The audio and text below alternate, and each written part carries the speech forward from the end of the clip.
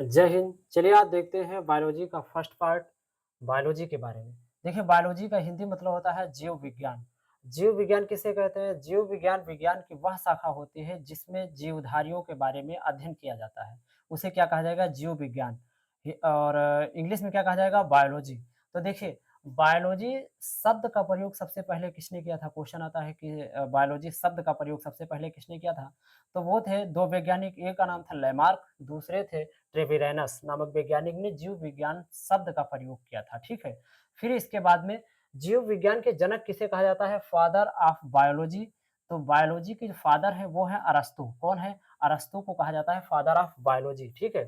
तो देखिए शब्द का प्रयोग जीव विज्ञान किसी और वैज्ञानिक ने किया था जिसका नाम क्या नाम था? लेमार्क और ट्रेविरेनस। याद करते रहिए, साथ-साथ में बोलिए।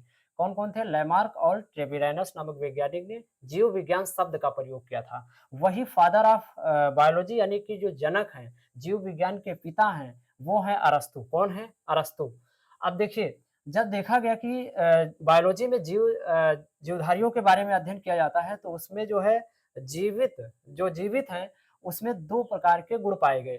एक होता है जो ऐसे जीवधारी जो एक स्थान से दूसरे स्थान पर जा सकते हैं और वही कुछ ऐसे हैं जो एक स्थान से दूसरे स्थान पर नहीं जा सकते हैं।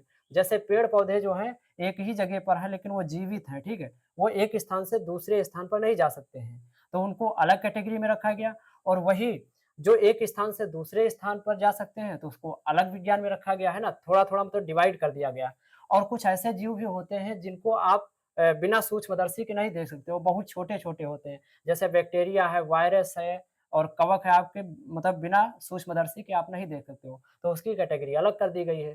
तो देखिए जो इस आधार पर बायोलॉजी को कितने भागों में बाँट दिया गया है? 3 भागों में। कितने भागों में? 3 भागों में।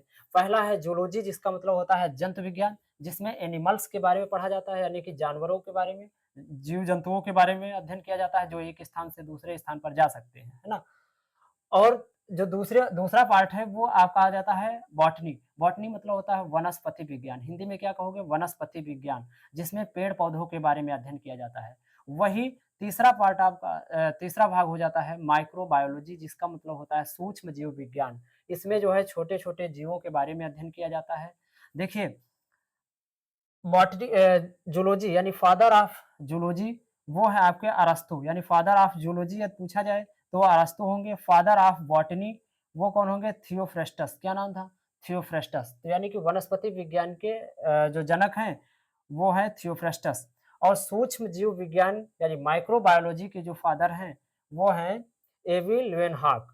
तो 3 शाखाओं में बँटे और अलग-अलग उनके जो है फादर बताए गए, है ना? तो इसको विशेष याद रखना। ऐसा ना हो जाए कि आप बायोलॉजी आप पढ़ लें और फिर बता दें कि नहीं बायोलॉजी के जो है अरस्तू है तो इसका मतलब है कि वो आता तो जीव विज्ञान के ही शाखा में है। तो उसकी जो भाई साहब है वो शाखाएँ जो हैं बटी हुई हैं, वो 3 भाग में बटी हुई है ना?